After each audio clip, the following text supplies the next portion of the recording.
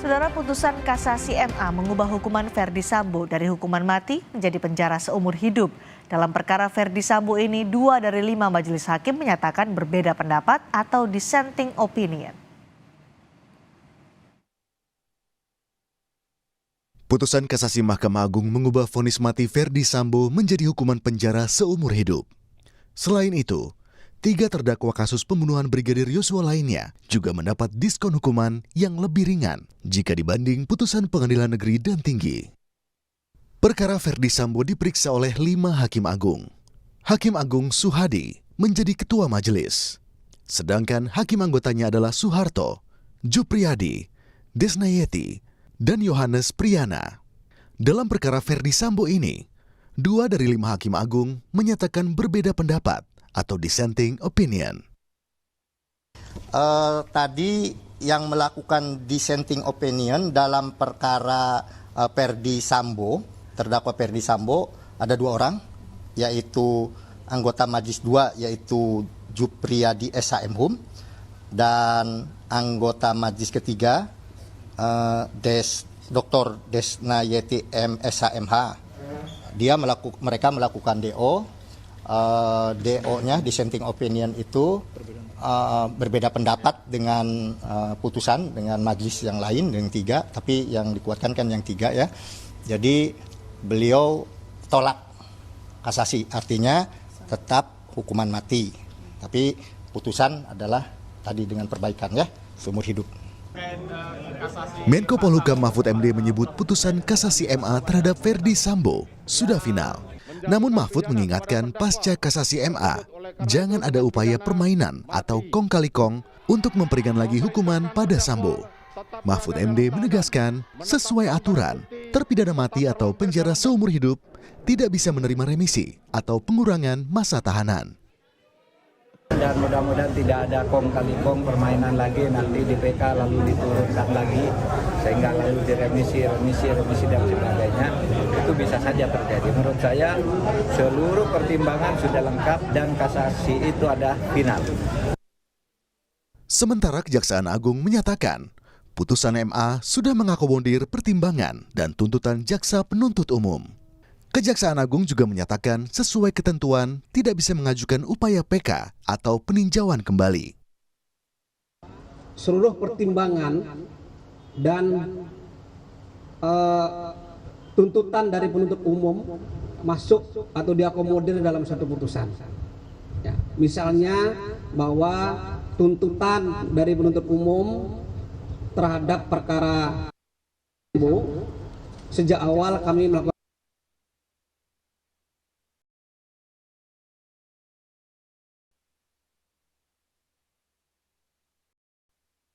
ini adalah jaksa penuntut umum untuk melakukan upaya hukum luar biasa berupa PK. Sejak tanggal 14 April 2023 sudah dianulir oleh Mahkamah Konstitusi dengan putusan nomor 20 tahun 2023, sehingga kita tidak mempunyai kewenangan lagi untuk melakukan PK dalam perkara tindak pidana. Setelah ada putusan MA ini, Verdi Sambo dan 3 terdakwa kasus pembunuhan Yosua lainnya bisa segera dieksekusi ke lapas. Tim Liputan, Kompas TV. Kami bahas putusan mahkamah di perkara Verdi Sambo ini bersama pakar hukum pidana Heri Firmansyah. Selamat petang, Pak Heri. Selamat petang, Mbak Cindy. Salam sehat. Salam sehat, Pak Heri. Kalau kita melihat putusan dari Mahkamah Agung ini semua lebih ringan dari putusan pengadilan sebelumnya, dari pengadilan negeri kemudian dari pengadilan tinggi, bahkan ada perbaikan soal delik pidananya. Apa analisa Anda soal ini?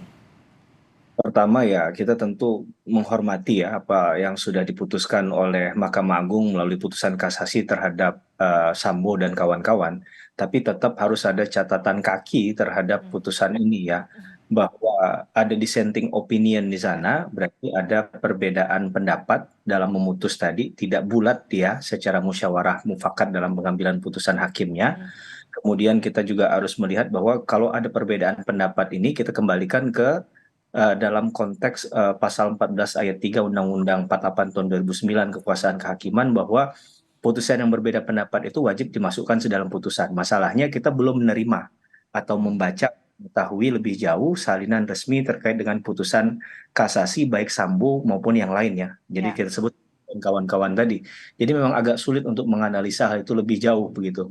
Tapi dalam konteks bahwa selain ada katakanlah ada tadi dissenting opinion, ada juga disparitas putusan di situ, Mbak Cindy, yang Ya. tadi misalnya disebutkan Sambo yang harusnya pidana mati jadi seumur hidup kan, padahal pengadilan tingkat pertama negeri dan pengadilan banding tinggi itu sama bacaannya, sama-sama memutuskan bahwa putusannya adalah pidana mati. Nah, dalam konteks koreksi seperti ini yang dilakukan oleh MA, ini kan yang menjadi bahasan tadi adalah disparitas putusan. Maka penting adanya pedoman pemidanaan atau penjatuhan pidana oleh hakim di dalam hukum acara pidana kita ke depan, ya. Hmm.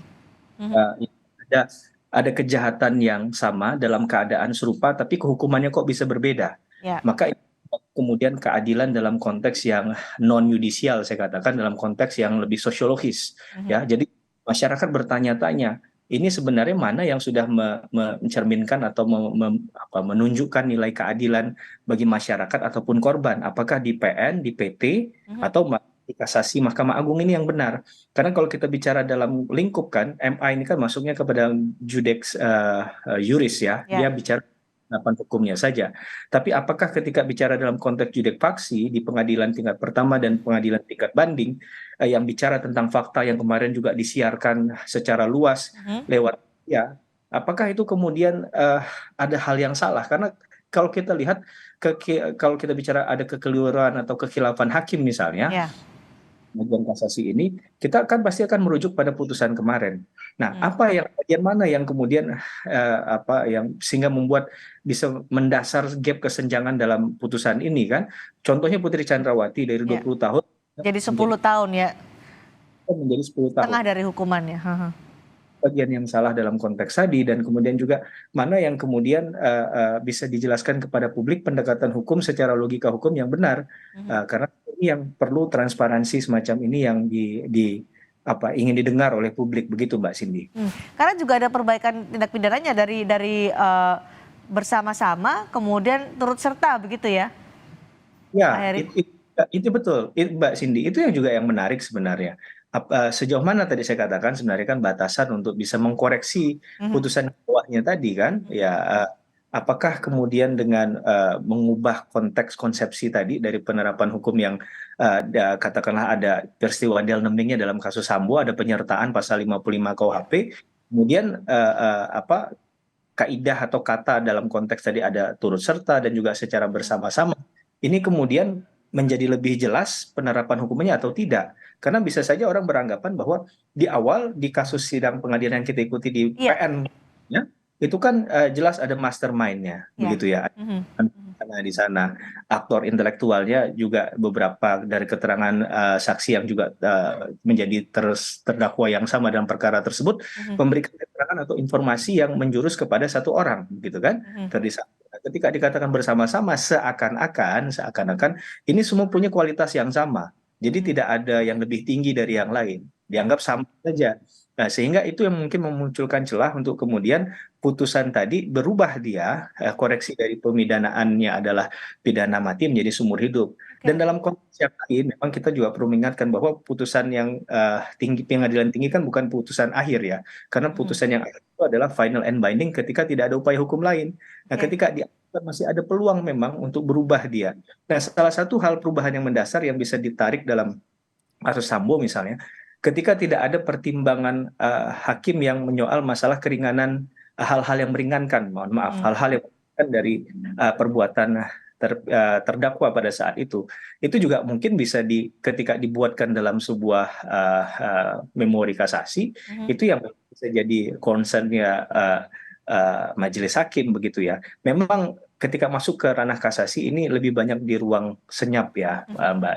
Kan tadi juga kita dengar dan anggota keluarga bahkan dari kuasa hukum kan tidak mengetahui ya. Saya nggak tahu seperti apa, tapi memang seharusnya ini adalah kepentingan hukum bagi mereka. Kalau masyarakat luas masih terlalu jauh kita menarik kepentingan hukumnya, tapi mereka berperkara yang mengikuti proses ini dari awal seharusnya kan dipertimbangkan untuk kemudian katakanlah menjadi bagian yang tidak terpisahkan dalam Ya, proses. itu dia. Karena ada perbaikan soal tindak pidana, perubahan soal tindak pidana itu kan seakan-akan pengadilan persidangan yang ada di pengadilan negeri dan juga pengadilan tinggi ditiadakan, dinegasikan dengan putusan dari Mahkamah Agung ini seakan-akan ini adalah perkara baru. Apakah memang seperti itu? Saya memandang dari sisi awam, apakah bisa seperti itu, Pak Heri dari sudut pandang hukum? Ya, kalau kita bicara sistem peradilan pidana, berarti kan ini hal yang kait mengkait, Mbak Cindy. Nggak ada yang berdiri sendiri di situ. Bahwa kasus ini ada fakta-fakta hukumnya, nggak mungkin dibiarkan begitu saja, kan? Tidak mungkin menurut saya dilewatkan. Walaupun kalau kita bicara penerapan hukum, ya kita bisa berdebat panjang ya terkait dengan bagaimana pandangan-pandangan tadi. Maka tadi jadi penting adalah untuk melihat dissenting opinion atau perbedaan pendapat dalam konteks ini yang mengapa dua hakim yang lain ini menyatakan berbeda dengan tiga hakim yang lain. Kita tidak saling menyalahkan antara mana hakim yang lebih benar, bukan begitu ya, tapi lebih kepada kalau memang ini ada pandangan yang berbobot sekalipun dia adalah minoritas di situ, itu kan bisa saja menjadi bahan pembelajaran hukum kita.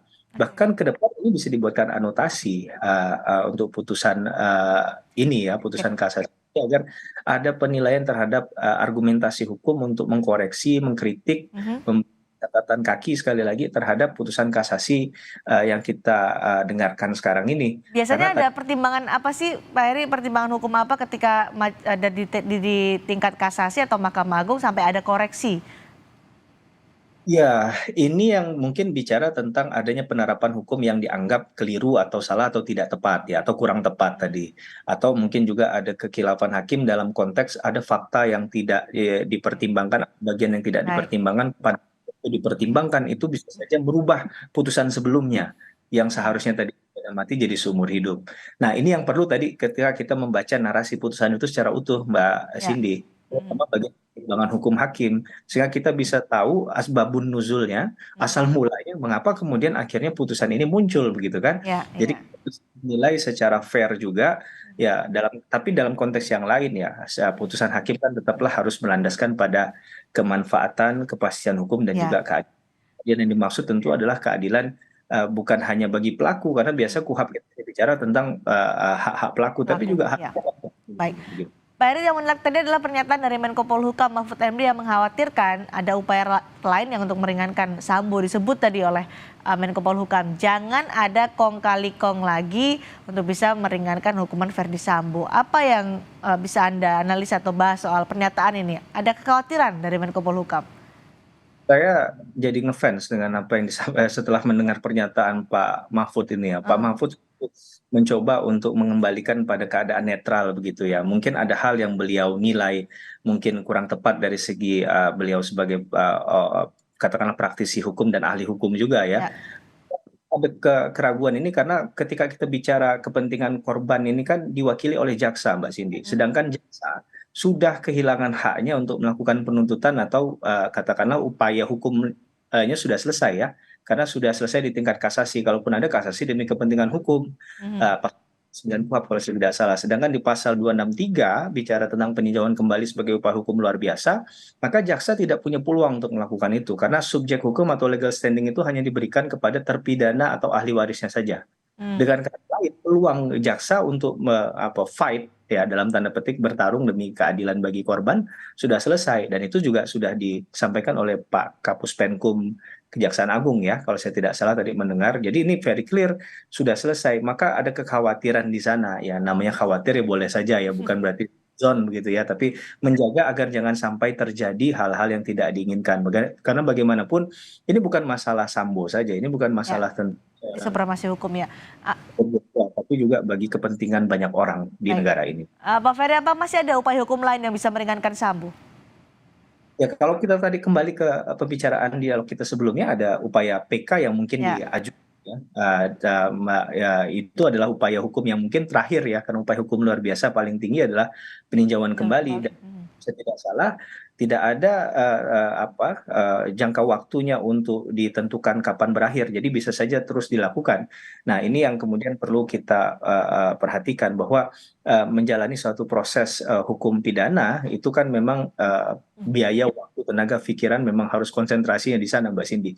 Jadi ketika ada komitmen tanpa konsistensi pun, saya rasa ini juga bisa menjauhkan dari nilai keadilan, karena ketika ini tidak diproses, tidak dikawal, proses yang berjalan tidak dikawal, maka kemungkinan yang dikhawatirkan oleh Prof. Mahfud tadi itu terjadi. Ya, mudah-mudahan itu tidak pernah terjadi ya dalam kasus apapun, bukan hanya kasus Sambo. Oke, persidangan kan di awal sudah terbuka, ini juga diawasi dan tadi seperti dikatakan oleh Menko Polhukam, jangan lagi ada kong kali kong meringankan hukuman Sambo lagi. Terima kasih Pak Heri Firmansyah sudah bergabung di Sapa Indonesia malam hari ini. Saudara